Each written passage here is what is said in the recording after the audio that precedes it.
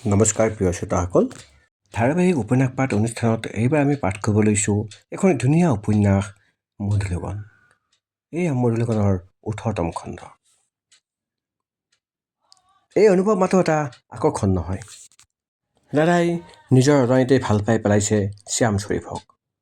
শ্যাম শ্বৰীফৰ বিষয়ে একো নজনাকৈ, একো নুবুজাকৈ। আৰু শ্যাম সি একোৱেই নক'লে, মাথো আৰু অকণমান জোৰকৈ ৰাধাৰ হাতখনক সি মুঠি মাৰি ধৰিলে। ৰাধাই আপত্তি নকৰিলে।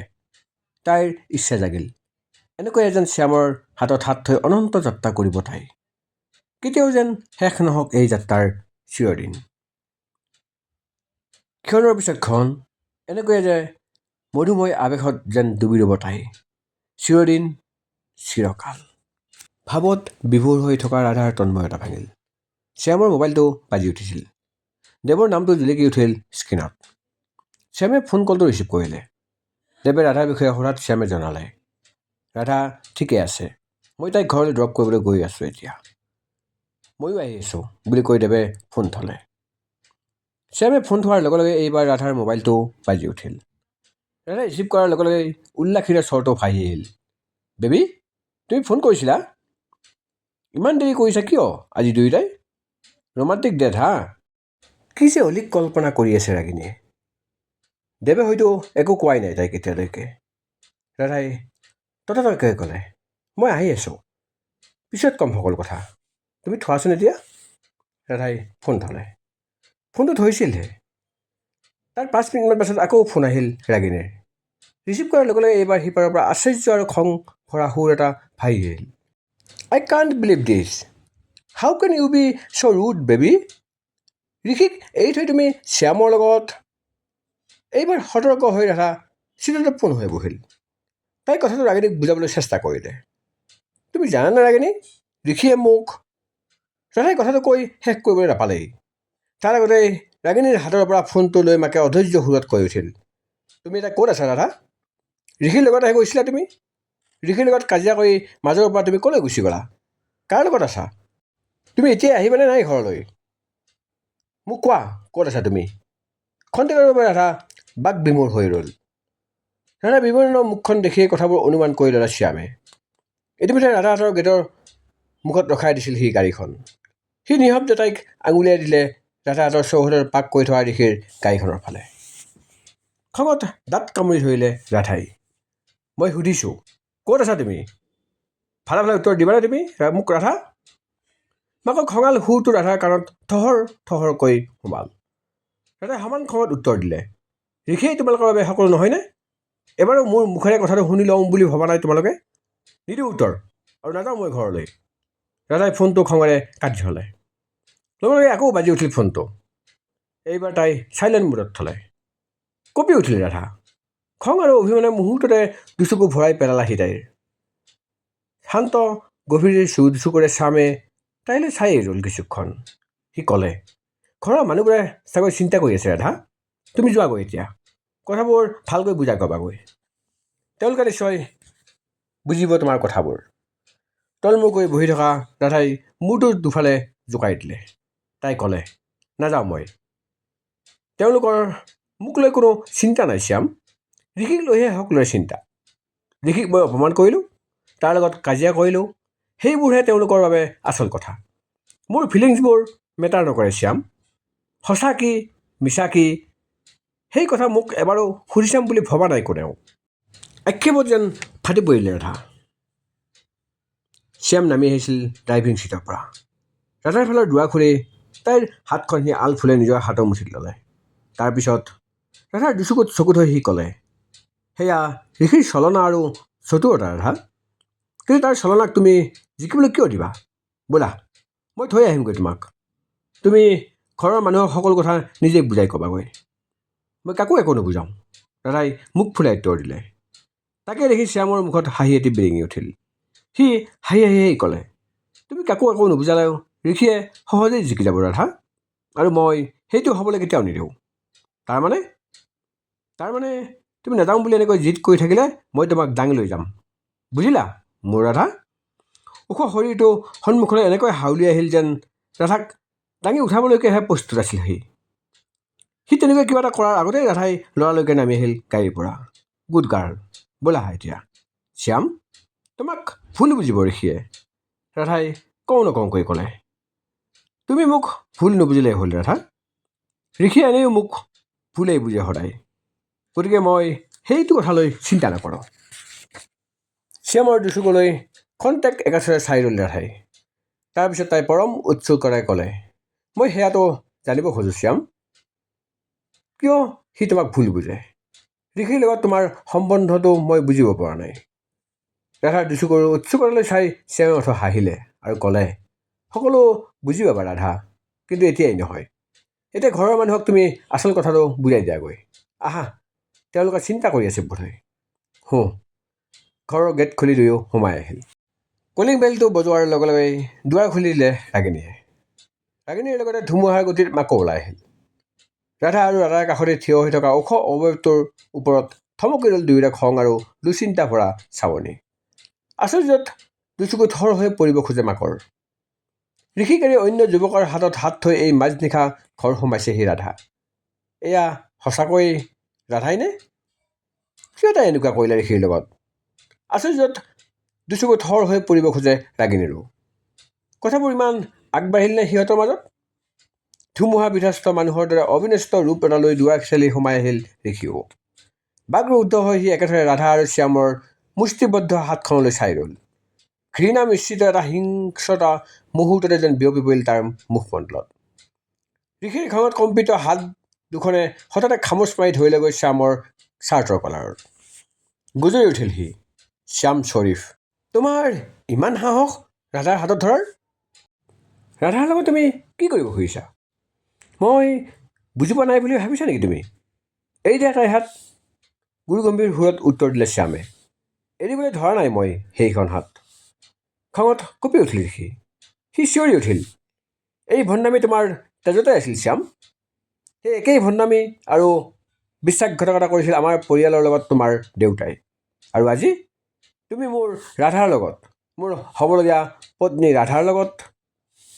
আই এম চৰি ঋষি, এটা কথা আজিৰ পৰা ভালকৈ বুজি লোৱা, মই তোমাৰ ৰাধা নহওঁ আৰু মই তোমাৰ হ'বলগীয়া পত্নীও নহওঁ, আজি এই মুহূৰ্তৰ পৰাই। ঋষিৰ কথাৰ মাজতে ৰাধাই উষ্মা ভৰা সুৰত ক'লে। ৰঙা পৰি আহিছিল ঋষিৰ নিচাসক্ত দুচকু, কপালত তাৰ বিন্দু বিন্দু ঘাম। সি বিতৃষ্ণা ভৰা সুৰত ক'লে, বেবী, তুমি একোৱেই নাজানা, ইহঁত হ'ল বিশ্বাসঘাতক। একে আজোৰে ঋষিৰ হাতখন নিজৰ ডিঙিৰ পৰা উফৰাই আঁতৰালে শ্যামে। শান্ত গম্ভীৰ চকুযোৰত বিৰিঙি উঠিল খং, ক্ষোভ আৰু আক্ৰোশ। ভণ্ডামী আৰু বিশ্বাসঘাতকতা মোৰ দেউতাই তেতিয়াও কৰা নাছিল আৰু আজিও কৰা নাই। ভণ্ডামী কৰিছিলা তোমালোকেহে, তোমাৰ পৰিয়ালে। আজিওতো ৰাধাৰ লগত তুমি বিশ্বাসঘাতকতাই কৰিছা। লং ড্ৰাইভলৈ নিম বুলি কৈ তুমি মাঝ ৰাস্তাত ৰাধাক নমাই থৈ যি পৰিস্থিতিৰ মুখামুখি হ'বলৈ এৰি দি আহিছিলা, তাক ভণ্ডামী, নিচতা, বিশ্বাসঘাতকতা বুলি ক'লে ভুল নহ'ব। মই সময়ত আহি নোপোৱা হ'লে কি হ'লহেঁতেন আজি? তুমি লাজ পোৱা উচিত ঋষি। তোমাৰ ঠাইত আজি অন্য কোনোবা হোৱা হ'লে মই তাৰ হাত ভৰি ভাঙি পেলালোহেঁতেন। হতমহত হৈ পৰিল ৰাধাৰ মাক আৰু বায়েক ৰাগিনী। মাজ ৰাস্তাত ৰাধাক নমাই থৈ আহিছিল ঋষিয়ে? ৰাধাক অকলশৰীয়াকৈ এৰি দিছিল সি? মানি ল'ব পাৰিবনে এই কথা? ঋষিৰ পৰা উত্তৰ বিচাৰিলে ৰাধাৰ মাকে। কিন্তু ঋষি, অপমানত সি জ্বলি উঠিছে তেতিয়া। শ্যামৰ মুখত এটা পূৰ্ণ খোচা সুৰাই দিবলৈ উদ্যত হৈছিল সি। কিন্তু ঋষিৰ হাতৰ কঠিন প্ৰহাৰক বতাহতে ধৰি ৰখালে শ্যামে। সি অভ্যস্ত এই প্ৰহাৰ, ৰক্ষা প্ৰতিৰক্ষাৰ খেলখনত। শ্যামে উফৰাই দিছিল ঋষিৰ হাত আৰু ক্ৰোধান্বিত হৈ খামুচি ধৰিছিল সি ঋষিৰ চাৰ্টৰ কলাৰত। ঋষি, শ্যাম, সন্ত্ৰস্ত সুৰত চিঞৰি উঠিল মাক আৰু ৰাধা ৰাগিনী। শ্যাম, শ্যাম, বাদ দিয়া এইবোৰ প্লিজ, অনুনয় কৰিলে ৰাধাই। মোক ভয় খুৱাবলৈ চেষ্টা কৰিছা তুমি? মোৰ ওপৰত হাত উঠাবা তুমি? উঠোৱা, উঠোৱা হাত, চিঞৰি উঠিল ঋষিও। ক্ৰোধ সম্বৰণ কৰিবলৈ চেষ্টা কৰিলে শ্যামে। দুচকুত বিষাদসিক্ত চাৱনি এটা ফুটি উঠিল তাৰ। হাতৰ খামুচটো শিথিল হৈ পৰিল। শ্যামে নিজক কোৱাৰ দৰেই ক'লে, তোমাৰ ওপৰত হাত উঠালে মোৰ মায়ে কষ্ট পাব। মোৰ মাৰ সন্মুখত মই জবাবদিহি হ'ব লাগিব। এই কথা বুজি লোৱা ঋষি। জ্বলন্ত দুচকুৰে ঋষিয়ে চায়েই ৰ'ল শ্যামৰ মুখলৈ। লাহে লাহে অশান্ত দুচকুলৈ যেন নামি আহিল সামান্য স্থিৰতা। ফুটি উঠিল এটা নিৰ্লিপ্ত ভাৱ।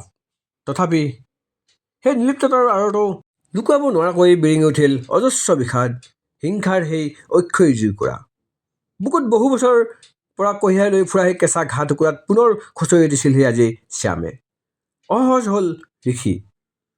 বতাহৰ গতিত ঘৰলৈ সোমাই গৈ হাতত কোটটো লৈ সি ওলাই আহিল। ৰাধাৰ মাকৰ সন্মুখত অধোমুখে ভঙা ভঙা সুৰত ক'লে, আণ্টি, আই এম চৰি। তুমি জানা, মই তোমাক নিজৰ ল'ৰাৰ দৰে জ্ঞান কৰোঁ ঋষি। তোমাক মই বিশ্বাস কৰোঁ। আৰু তুমি ৰাধাক তুমি। মাকৰ কণ্ঠ ৰুদ্ধ হৈ পৰিছিল। তেওঁ পুনৰ ক'লে, তুমি মোক সকলো কথা খুলি ক'বানে ঋষি? তোমাৰ মুখেৰে শুনিব খোজোঁ মই কথাবোৰ। কিছু সময়লৈ নিৰুত্তৰ হৈ ৰ'ল ঋষি। তাৰপিছত ভগ্ন সুৰত সি পুনৰ ক'লে, আই এম চৰি আণ্টি। বতাহৰ গতিত ওলাই গ'ল ঋষি। সেই একেই গতিত ওলাই গ'ল স্কোডা ছেডানখন। কিছু সময় ঋষি ওলাই যোৱাৰ ফালে চাই ৰ'ল ৰাধা আৰু শ্যামেও। মাকৰ মাততহে ঘূৰি আহি চালে দুয়ো। মোক তোমালোকে বুজাই ক'বানে কথাবোৰ ভালকৈ? আৰু তোমালোকে এতিয়াও এনেকৈ হাতত ধৰাধৰিকৈ থিয় হৈ আছে কিয়? ৰাধা এতিয়া নিজৰ ঘৰত সম্পূৰ্ণ নিৰাপদ। তাইৰ হাতখন ধৰি থকাৰ এতিয়া কোনো প্ৰয়োজন নাই শ্যাম। মাকৰ কঠোৰ সুৰত দুয়ো তলমূৰ কৰিলে প্ৰথমতে। তাৰপিছত মূৰ তুলি ইটোৱে সিটোলৈ এবাৰ চালে। শ্যামৰ বাওঁ হাতৰ মুঠি ঢিলা হৈ পৰিছিল। সেই ঢিলা মুঠিৰে লাহেকৈ সৰকি ওলাই আহিল ৰাধাৰ হাতখন। গল হেকাৰি মাৰি মাকে এইবাৰ নৰম মূৰত ধৰিলে। তুমি মাজবাটতে ঋষিৰ গাড়ীৰ পৰা কিয় নামি গৈছিলা বেবী? ঋষিটো তেনেকুৱা ল'ৰা নাছিল। সি কিয় তোমাক? মা, সেই কথাও তুমি ঋষিকেই সুধিব লাগিছিল, তাচ্ছিল্য ভৰা সুৰত ক'লে ৰাধাই। তাৰপিছত তাই শ্যামলৈ চাই ক'লে, থেংক ইউ ছ' মাছ শ্যাম। তুমি এতিয়া যোৱাগৈ। মোৰ কাৰণে তোমাৰ বহুত কষ্ট হ'ল। শ্যামে ৰাধালৈ চাই মূৰ দুপিয়ালে। ৰাধা আৰু তাত নৰ'ল। মাক আৰু ৰাগিনীৰ সন্মুখতেই তাই খৰ খোজেৰে সোমাই গ'ল ঘৰৰ ভিতৰলৈ। যাবলৈ ধৰা শ্যামক মাতি ৰখালে ৰাধাৰ মাকে। শ্যাম, তোমাক ধন্যবাদ জনাইছোঁ, কিন্তু ঋষিৰ সন্মুখতেই ৰাধাৰ হাতত তুমি এনেকৈ ধৰি থাকিব নালাগিছিল। আজিৰ পৰা কেতিয়াও আৰু তেনেকুৱা ভুল নকৰিবা। মোক কথা দিয়া শ্যাম। কিছু বৰ মৌন হৈ ৰ'ল শ্যাম। তাইৰ সুদৰ্শন মুখমণ্ডলত নৰমৰ হাঁহি এটা বিৰিঙি উঠিল। গুৰু গম্ভীৰ সুৰত সি লাহেকৈ ক'লে, সেয়া মোৰ ভুল নাছিল। সেয়ে মই কথা দিব নোৱাৰিম আণ্টি। আই এম চৰি। তাৰপিছত সি আৰু নৰ'ল। দীঘল দীঘল খোজেৰে ওলাই যোৱা শ্যামলৈ অবাক লাগি চাই ৰ'ল মাক আৰু ৰাগিনীয়ে। এইমাত্ৰ কি হৈ গ'ল? বহু বছৰ আগতে দুৱাৰা পৰিয়ালত ঠিক তেনেকুৱা এটা ঘটনা ঘটিছিল। সেই ঘটনাৰ যে পুনৰাবৃত্তি হ'ব খুজিছে সেয়া বৰবৰুৱা ভিলাৰ বাৰান্দাত। এটা সংঘাত, আৰু সেই সংঘাতে দুটি পৰিয়ালৰ মাজত সৃষ্টি কৰা সমাধানহীন শত্ৰুতাৰ বিষয়ে অজ্ঞাত নেকি শ্যাম? ঋষি আৰু ৰাধাৰ মাজৰ সম্বন্ধটোৰ কথা সি নেজানেনে? সি পাহৰি পেলাইছে নেকি সিহঁতৰ মাজত থকা সকলো ধৰ্মীয় আৰু সামাজিক বিভেদৰ কথা? আৰু ৰাধাৰ মুখত কোনো গ্লানিবোধ নাছিল, কোনো দ্বিধাবোধ নাছিল। ঋষিৰ প্ৰতি অপ্ৰেম, অভিযোগ, খং আৰু বিৰক্তি নিশ্চয়কৈ আছিল, কিন্তু শ্যামৰ প্ৰতি কেতিয়াৰ পৰা আৰম্ভ হ'ল এইবোৰ ৰাধা? চিন্তিত সুৰত স্বগতোক্তি কৰিলে মাকে। তেওঁৰ দুচকুৱে ভুল দেখা নাই। ৰাধা আৰু শ্যামে খুলি নকলেও সিহঁতৰ মৌন মুখৰ আঁৰৰ কথা শুনা পাইছে তেওঁ। কিন্তু কেনেকৈ প্ৰেমত পৰিব পাৰে ৰাধা আৰু শ্বৰীফ? প্ৰেমৰ ফল যে মাথো সংঘাত আৰু সংঘাত। জানেনে ৰাধাই? জানেনে শ্যামে? গাৰুটো দুহাতেৰে মেৰিয়াই দুচকু মুদি পৰি ৰ'ল ৰাধা। নাকত যেন তেতিয়াও লাগি ৰৈছে সেই বনৰীয়া পাৰফিউমৰ সুৱাস। দুগালত তাৰ বুকুৰ ৰুম। বুকুখন তেতিয়াও দূৰ দূৰকৈ কঁপিয়াই আছে তাইৰ। ইয়াকেই প্ৰেম বুলি কয় নেকি এই পৃথিৱীয়ে? যদি হয় তেন্তে মই কিজানি তোমাক ভাল পাই পেলাইছোঁ শ্যাম, বিৰবিৰাই ক'লে ৰাধাই। বাহিৰত বহা কথাত হোৱা কথা বাৰ্তাবোৰ কাণত পৰিলহি তাইৰ। দেৱ আহিছে। মাক আৰু ৰাগিনীৰ লগত সি কথা পাতিছে। মাজে মাজে আলোচনা আৰু নামবোৰ তাইৰো কাণত পৰিছেহি। ঋষি, ৰাধা, শ্যাম। এটা সময়ত চৌহদৰ পৰা দেৱৰ গাড়ী ওলাই যোৱাৰ শব্দ শুনা গ'ল। ৰাধা তেতিয়াও তেনেকৈয়ে পৰি ৰ'ল বিচনাত। দেৱ গুচি যোৱাৰ পিছত দুৱাৰত মৃদু টোকৰ এটা মাৰিলে কোনোবাই আৰু সোমাই আহিল তাইৰ কোঠালৈ। ৰাধা তেতিয়া শুই থকাৰ ভাও জুৰিলে। তাই অনুভৱ কৰিলে ৰাগিনীয়ে তাইৰ পিঠিত লাহেকৈ হাতখন থৈছেহি। কিয় বেবী, কিয়? প্ৰেমত পৰি নিজৰ বাবে যন্ত্ৰণা আৰু সংঘাত কিয় মাতি আনিব খুজিছা তুমি? ৰাগিনীৰ ব্যথিত সুৰটো ৰাধাৰ কাণত পৰিল। ৰাধাৰ বুকুখন যেন কঁপি উঠিলে পাৰলৈ। তথাপি গভীৰ টোপনিত মগ্ন হৈ থকাৰ ভাও জুৰি পৰি ৰ'ল ৰাধা। এটা সময়ত কোঠাৰ পৰা ওলাই গ'ল ৰাগিনী। তাৰপিছত শ্যামলৈ মেছেজ এটা কৰিলে ৰাধাই। প্ৰেমত হেনো কেৱল যন্ত্ৰণা আৰু সংঘাত শ্যাম। তাৰ নামৰ তলতেই সেউজীয়া আখৰত টাইপিং বুলি আহিল। মেছেজটো আহিল, প্ৰেমৰ খাতিৰত সংঘাত আৰু যন্ত্ৰণাও মোৰ বাবে পৰম আকাংক্ষিত ৰাধা। ৰাধাই বাৰে বাৰে পঢ়িলে সেই একেটা মেছেজকেই, আৰু যিমানবাৰেই পঢ়িলে সিমানবাৰেই এটা ৰোমাঞ্চকৰ শিহৰণ বুকুত অনুভৱ কৰিলে ৰাধাই। দুচকু জপাই দিলে তাই। কি নাম এই চিত মন চঞ্চল কৰি তোলা নামহীন অথিৰতাৰ। বুকুৰ একোণত আৰম্ভ হোৱা সেই মিঠা বিষ, এই আতুৰ হৃদয়, কোনো ডেকা পুৰুষৰ প্ৰতি লাগি উঠা অহৈতুক গোপন হেঁপাহ। কি নাম এই হেঁপাহৰ? এই অনুভৱ ইমানেই তীব্ৰ আৰু ভাল লগা যে ভাৰ্জিনিটিৰ প্ৰমাণ বিচাৰি তাই অপমান কৰা মাজ ৰাস্তাত অকলশৰীয়াকৈ গাড়ীৰ পৰা নমাই গুচি থৈ যোৱা ঋষিৰ সেই অসভ্যালি, সেই অদ্ভুত ব্যৱহাৰৰ কথা মনত পেলাইও হৃদয় তাইৰ জ্বলি উঠা নাই। মনত কোনো ঘৃণা বা আক্ৰোশো নাই। আচলতে ঋষিৰ কথা ভাবিবলৈ ৰাধাৰ যেন আজি আহৰিয়েই নাই তাইৰ শ্যাম, শ্বৰীফ আৰু তাইৰ মাজত থকা ধৰ্মীয় আৰু অন্য সামাজিক ব্যৱধানবোৰৰ কথা মনলৈ আনিবলৈ। ৰাধা এতিয়া কেৱল ৰাধা, আৰু শ্যাম কেৱল শ্যামেই। প্ৰেমত পৰিব পৰাকৈ পৰিপক্ক এহাল ডেকা গাভৰু। এৰা মন সমুদ্ৰৰ জোৱাৰত প্ৰথমবাৰৰ বাবে ৰাধাই নিজকে এৰি দিলে। টোপনিৰ ভাৱ এটা চিলমিলকৈ দুচকুলৈ নামি আহিব খুজিছিল। তেতিয়া মেছেজ টনটো পুনৰ বাজি উঠিল। এটা অডিঅ' ৰেকৰ্ড পঠিয়াইছিল শ্যামে। ডাউনলোড কৰি প্লে' কৰোঁতেই বাজি উঠিল গীটাৰ তলা এটা সুৰ। তাৰ লগতে ভাই আহিল শ্যামে গুণগুণাই গোৱা অনুভৱৰ এটা স্তবক। ৰাধা, আহিবাচোন তুমি এদিন ইয়ালৈ, বেলকনত বহি আমি দুয়ো আকাশ চাম। কথা দিছোঁ ৰাধা, মনত আৰু মুখৰ হ'ব সেই সময়, সেইদিনা তুমি এটা গীতো গাবা আৰু মই। ৰাধাই ৰিপিট মদত প্লে' কৰিলে অডিঅ' ৰেকৰ্ডটো।